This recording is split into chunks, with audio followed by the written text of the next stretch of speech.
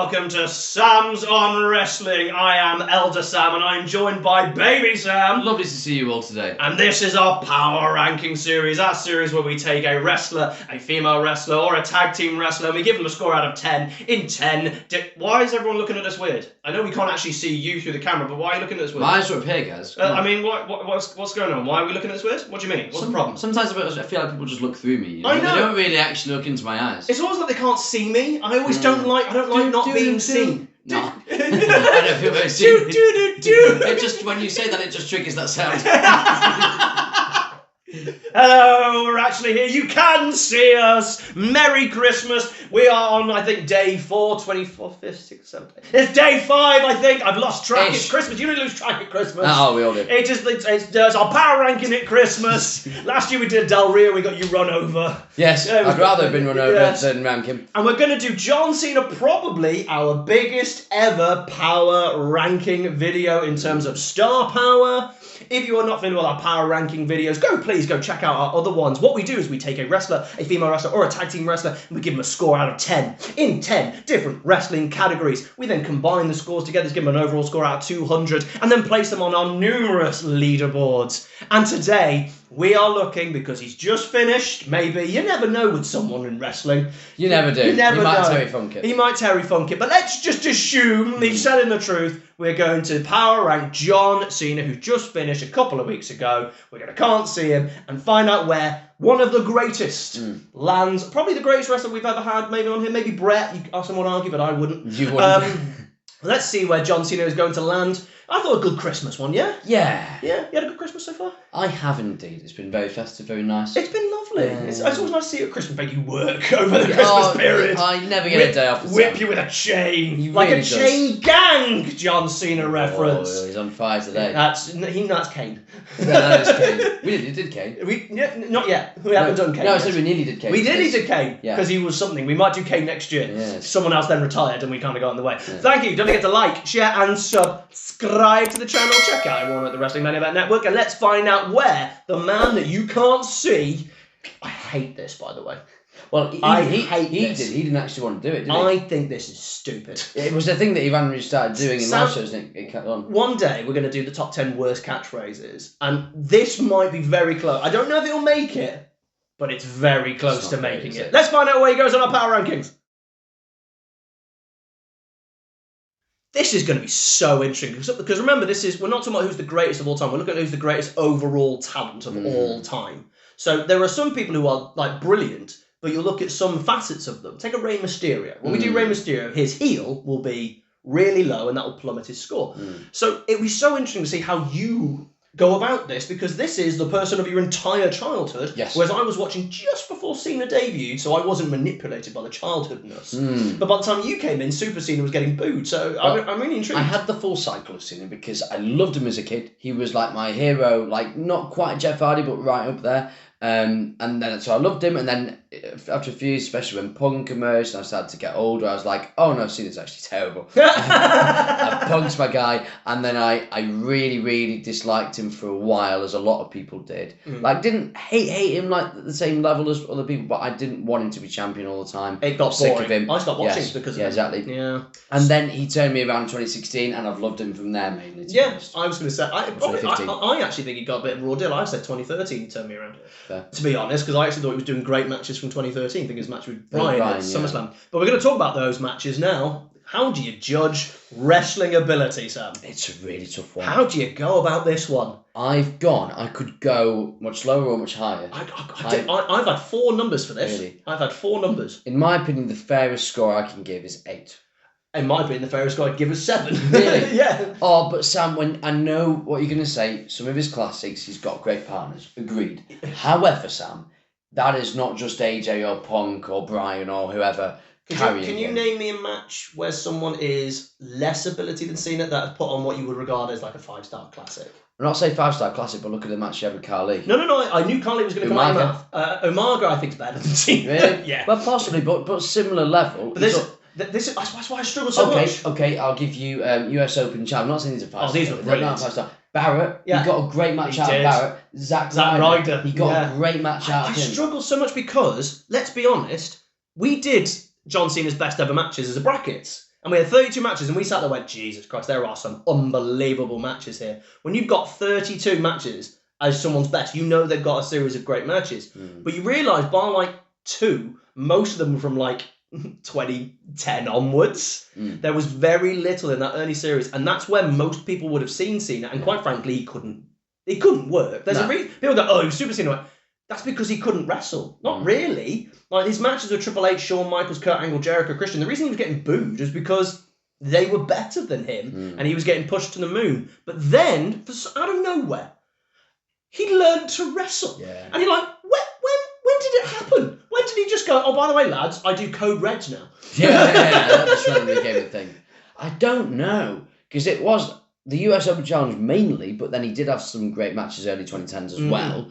I don't know, maybe it was a gradual thing. He was just kind of like learning. Maybe he just started learning more on live events and started trying new things, but didn't show it too early. Or maybe he just had the confidence to actually start like going, I don't need to do the Super Cena stuff. I will go with it. I think the Punk stuff is what ignited it. Yeah. Because I remember Cena was doing a match with Punk, and the rule is the heel always calls the match. Yeah, and Punk had him in a headlock or something, and Cena started calling spots, and Punk was like, no. Yeah. And then I think that gave Cena the confidence to allow someone else to call spots, and he go, oh, okay, I'll do the thing. I reckon Cena was calling so much that it was limiting what he can do. Yeah. So when other people went, by the way, I can do this thing, they'll go, oh, okay, let's do this thing. And then I think I got shown in the AJ Styles match. Do you know what, Sam? I'm going to change to an 8.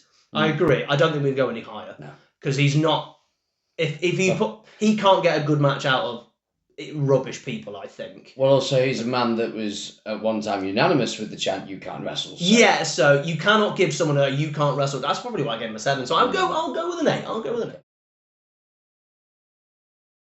We move on to their storytelling, their ability to tell stories in the ring. Sam. 10. Of course it's a 10. That's the 10. Reason he's a thing. Yeah. He tells wonderful stories. And he tells varied stories as well. He can tell so many different stories. He's always got tremendous facial expressions as well. That's so underrated. Some hilarious facial expressions. Absolutely. Well, you think of I did think of the one with Zack Ryder, he's kissing Eve Marie. Love that. I love that. But no, so you can think of, obviously, I always go back to his Brock one, 2014, because that is such a unique story. But then you've got the stuff he had with Randy Orton. I know we don't like the Randy Orton stuff, but the way he sold some of those kendo sticks off, he looked like he was in such agony and had to really grit through that. At the end of the day, if you can't wrestle, you've got to be able to tell a story instead. You've got to be able to get emotions out of people, and Cena did that. Like, every time you'd watch a match, even in as you can't wrestle, you can't tell me you weren't invested in the match. You can't tell me you weren't invested in what was going to happen. Yeah. And that, obviously, you give a lot of praise to Triple H, Shawn, Angle, people like that. But they were great. And do you know what? Since then, the stories he tells them in, they think about these AJ stories and the Bryan one, especially the Punk story. Yeah. They're just all wonderful stories. Yeah. You cannot not get... John Cena, generally, if we did the top... we should do it. We'll do a video count out of top 10 storytellers of all time.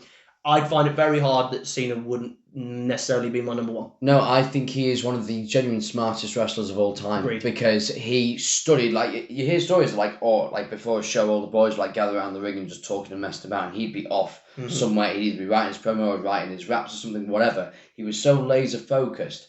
And they thought that was rude. Not getting involved, not learning. And Cena was like, I'm literally working on my thing. I'm getting over. Yeah, exactly, exactly. No, I think what really makes him stand out as well is, especially in 05, One Night Stand to 06, One Night Stand, he was able to play the heel so well.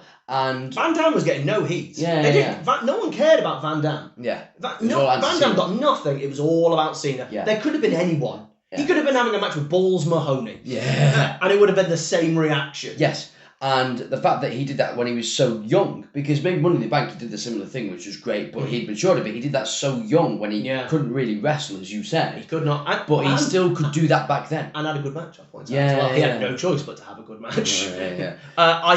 Storytelling is a 10. Absolutely. You just can't not be.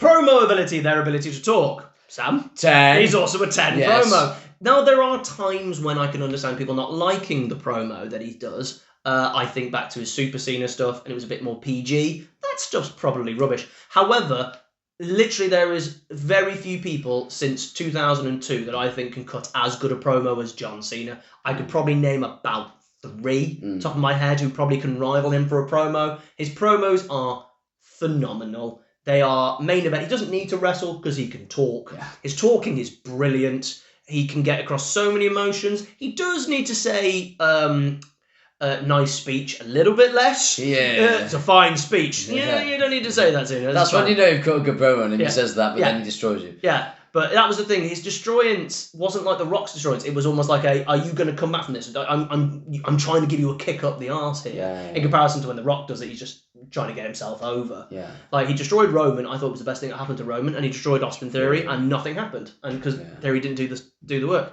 Yeah. For me, Cena's promos are magic. They are magic, absolutely. And I think you talk about the PG stuff. That is a problem. I've kind of downgraded another category based on that. Mm-hmm. I cannot give this man anything other than a 10. I could give him an 11. He is literally, as you said, one of the top 5 of all time for me. The way he... We will do talkers one day. Yeah. The way he handled The Rock in their feud I thought came out better. I thought it looked better. Much better, in my opinion, especially like when you watch it back and you know what, like the promo on the wrist thing. Oh my goodness, I love that moment. I know he wasn't supposed to say it, but I love that in wrestling.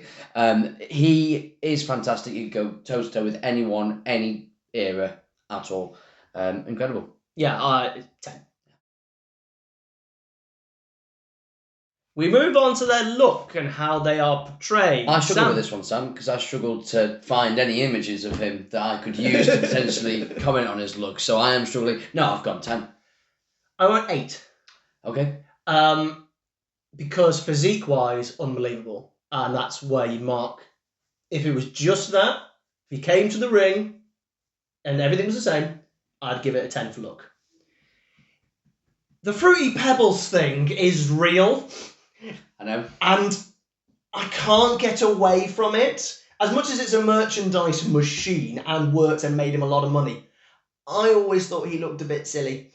And the shirt, and I can't. No, I get the it. The shirt, I can't do it. So my stance on it is, yes, while it's not maybe yours or my cup of tea, his fluorescent T-shirts that could be spotted in the dark. It looks like he is trying to help children cross the road. Yeah, exactly. It's not our thing. Or he's Grimace. But it's not aimed... Or he's the Kool-Aid guy. But it's not aimed... Or he's Kermit the Frog. But it's not... Big Bird. He is actually many Sesame Street characters. Far too many. However, it's not aimed at us. It's not. And you have to judge it at what they're actually trying to achieve. And what they're trying to achieve is... He obviously is marketing for kids. It's perfect marketing for kids. And it's perfect marketing to destroy parents' wallets. Well, that's what marketing for kids ultimately means. That's the same thing. Merry Christmas, everybody! Ultimately. But... Spoiled Christmas. I spoiled it. It was fine. Yeah, exactly. But that's what they're aiming for. You made me lose my train of thought, Sam. It's for the children. It's for the children.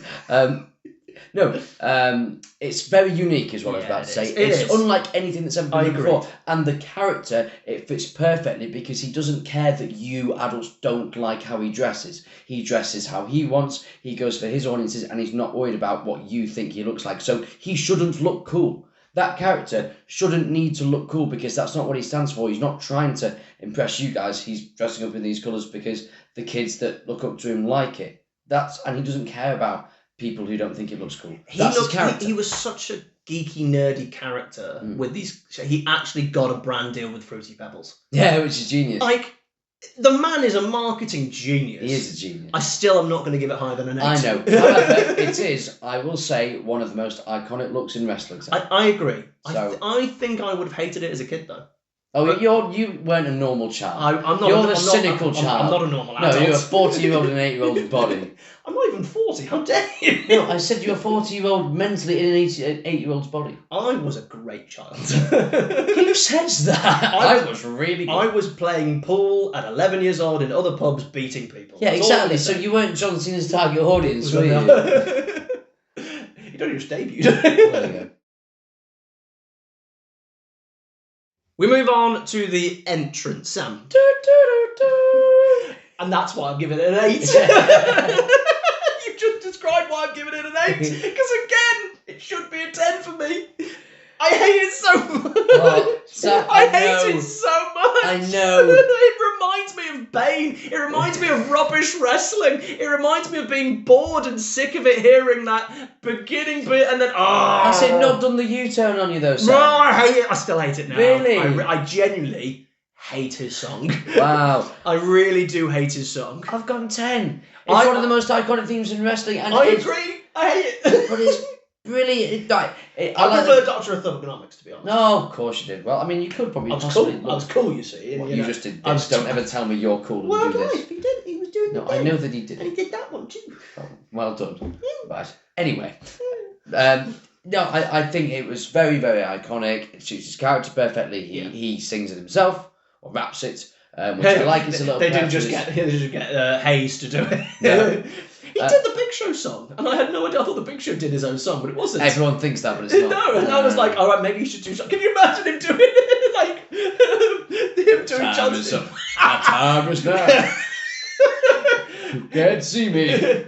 You're wearing giant purple fur. I can definitely see you, Michael. Yes. If no one has any idea what we're on about, just look at Michael Pierce Hayes. It should be a 10, Sam. The song in itself is iconic, but it just reminds me too much of pain and misery. And the fact that you went, do, do, do, do, and the fact that it's a mockery doesn't help. What I also love is that it's a jobber entrance, which I think's hilarious, because if you don't know what a jobber entrance is, what happens if you get an entrance as a jobber? What do? Lose. You lose in the match, but the entrance, you run to the ring. You don't waste any time. You get to that ring. I think the opening bit of it is very iconic. If it's going to be a really good entrance, you've got to have an iconic first sound. That Bret Hart's guitar riff, Stone Cold's glass shatter. No, Sam, I told you it should be 10. No. I can't do it. But what I'm saying is I don't think it is a jobber thing, because No, in the back. No, I'm not saying it's a job. I'm saying that he runs to the ring. I was mocking that he runs to the ring. But I think that's good. He does the salute as well. He takes his cap off and takes his shirt off. Is it the quickest entrance for a main eventer in history? You think about the Undertaker, no, Randy Warrior Orton? Sam. Oh, God, you're right. Yeah. Oh my God, he has a Modern Warrior entrance. Yeah. 11. I can't do it. Okay. I can't do it. I understand that it's a 10, and it should be a 10. And I can see a 10. It's floating across the screen as we speak. I can see it. It's kind of trying not to... No! Get away! I'm keeping my 8, because I can't. Miserable old man. Yes! If you can give this an 8, I can give that an 8. We move on to their ability as a heel. Which we now can score differently, to be fair, because he's been a heel recently. This is where Christmas gets awkward. Sam, what have you gone for the heel? Oh, I tell you what, if I'd have done this last year, it would have been higher, Sam. I thought it would have been lower for me. Really? Yeah. I've gone with a 7.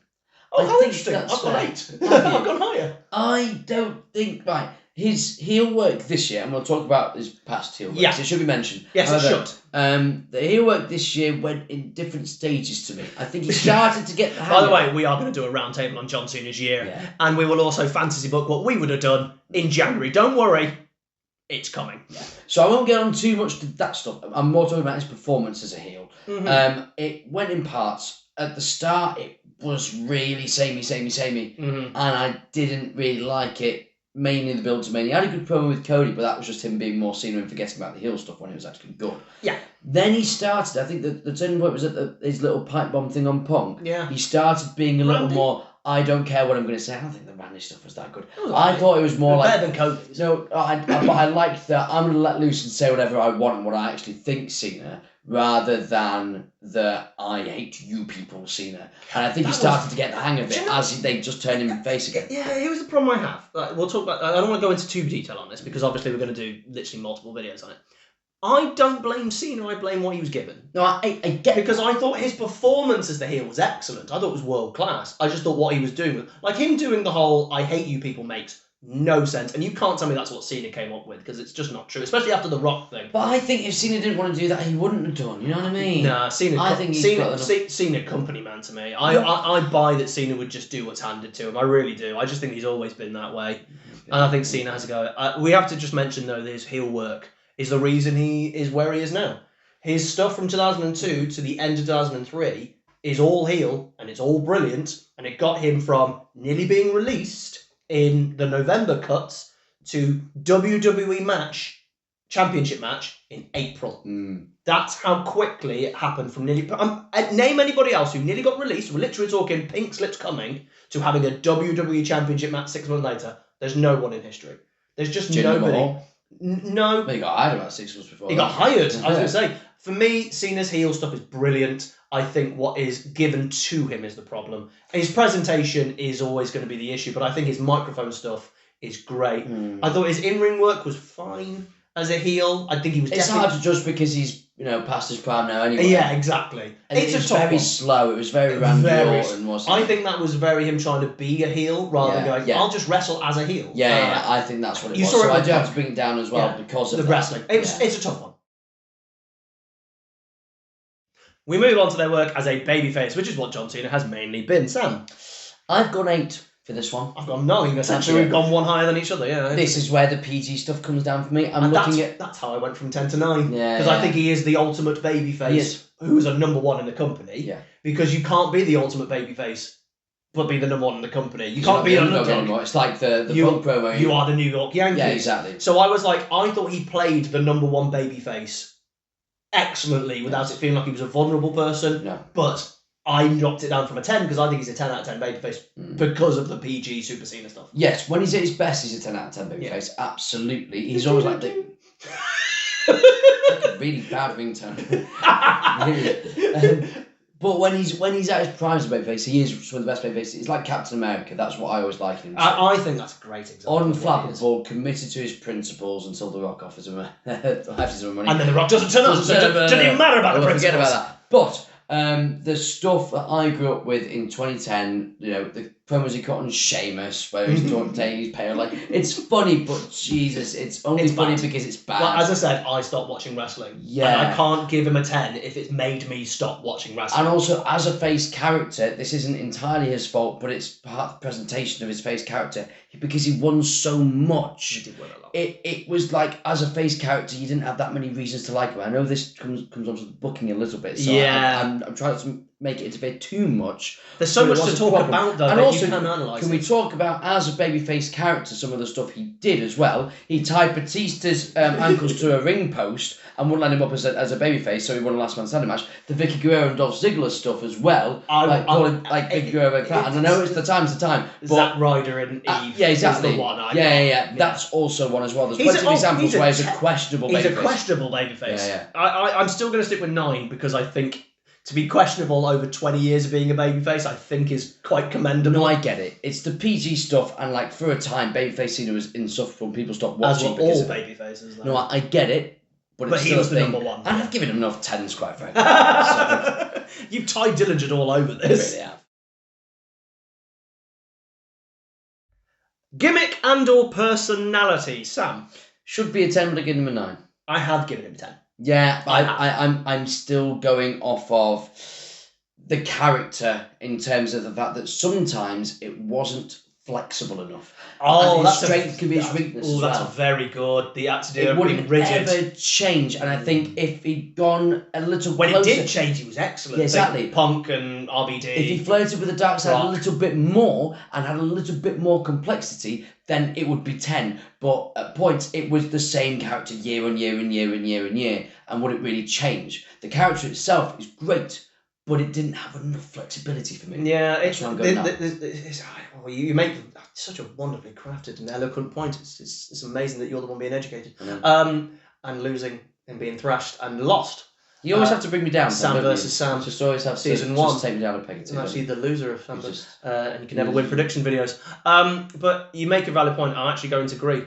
I have nothing to disagree with you. You've actually made such a great point that you're right. And I'm going to drop mine from 10 to 9 as well. Well, it is Christmas. Oh my goodness. That's incredible. Merry Christmas. It's a Christmas miracle. God bless us, everyone.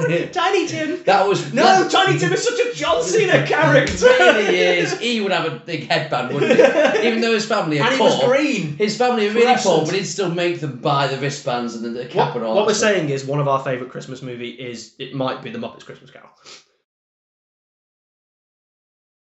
Over and a draw. How much money they brought out? Over they were 10. 10. Yeah, move on. 20. Yeah, I mean, the number one people in the wrestling industry ever. Do we need to talk about it? He made more money than any.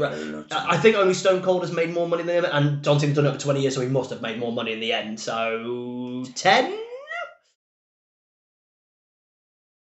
You should always end on a finish. So I think you're going to be cross at me. Okay, you don't like this move. I'm going to give it my score first then in that case. I think the AA is rubbish. I think it's boring. It's a badly done Death Valley driver. Let's be honest, it's a fireman's carry slam. Or a pancake, whatever they used to be called.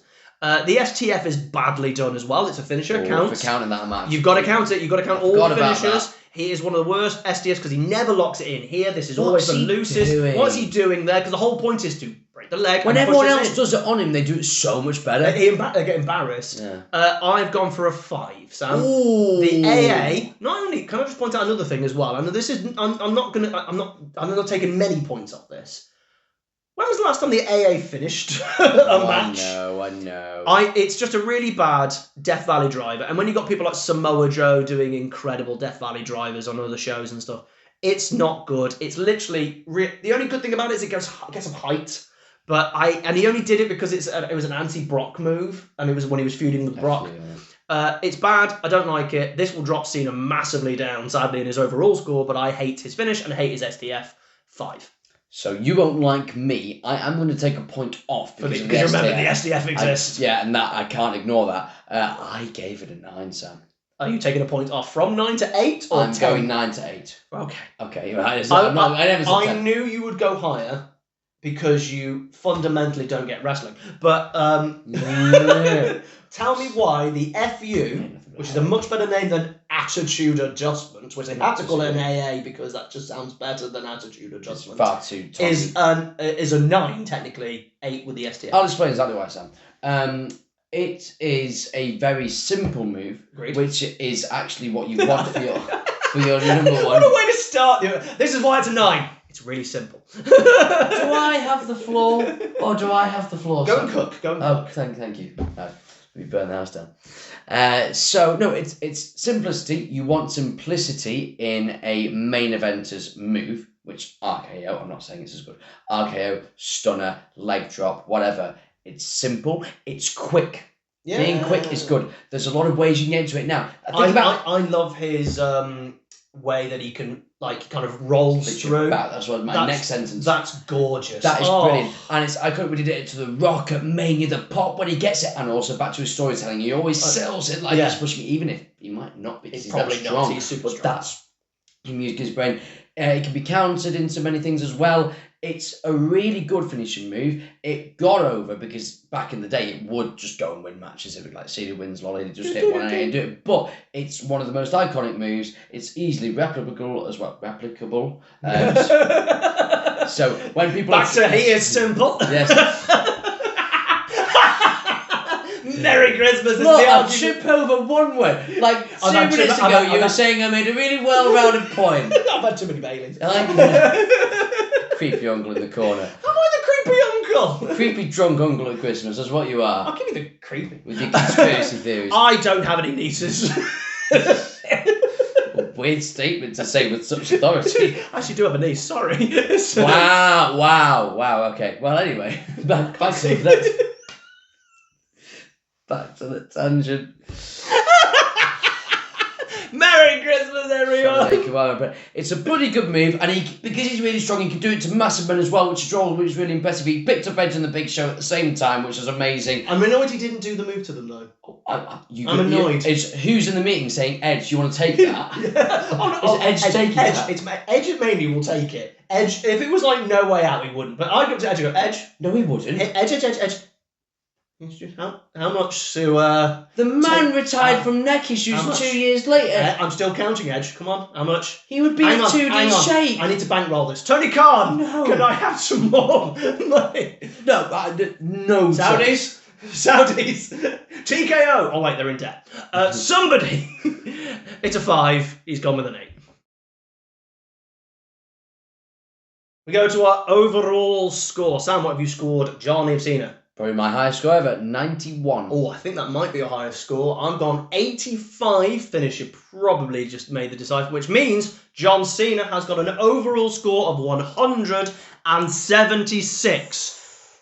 Now that's tight, because one of our first ever videos was Randy Orton, and he's been leading Gotta be Randy. for an entire year. We did Randy Orton, I think, end of October, beginning of November. Yeah. It's an entire year, so this has been a year and a bit now, actually. So let's see. First of all, we've got the overall leaderboard and the main event one.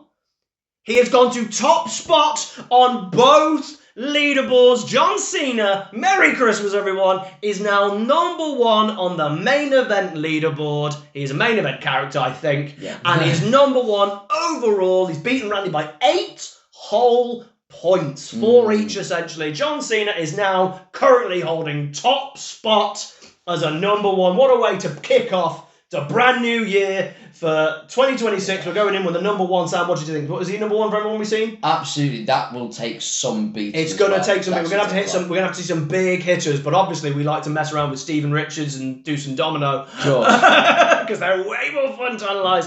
Thank you very much for joining us during our Christmas period. We've still got 4 more days to go. The 29th, the 30th, the 31st, and the 1st. I want you to also check out our New Year's Eve resolutions. John Cena may well just turn up during the resolutions. Thank you very much for joining us. Carry on during our Christmas period. We will be here for the next 4 days. Thank you very much, and we will see you next time. Can't see him. You're not going to not be able to not see him because he's going to be number 1. We're going to have to do Daniel Bryan.